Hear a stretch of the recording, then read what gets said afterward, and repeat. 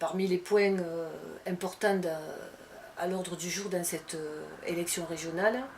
je voudrais particulièrement parler des questions de santé. Parce que certes ce n'est pas une obligation, une compétence directe de la région, mais il se trouve que notre département et notre région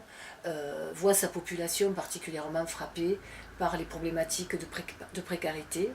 avec un taux très important de renoncement d'accès aux soins,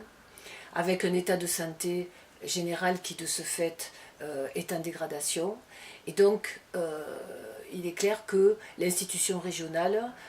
ne peut pas ne pas agir sur ces questions-là. Cette régionalisation, eh bien, nous pouvons l'utiliser dans le bon sens, en recueillant les besoins et en faisant vivre la démocratie au travers d'une proposition de chambre régionale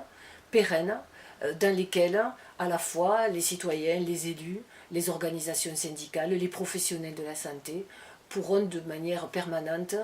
exposer les problématiques, réfléchir à des solutions et être associés à la prise de décision.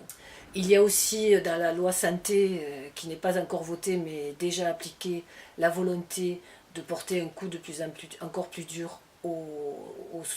structures de santé de proximité, notamment avec le regroupement qu'on appelle des groupements hospitaliers de territoire. Là aussi, il est important que nous puissions agir et intervenir pour contrer cette orientation et cette loi, et aussi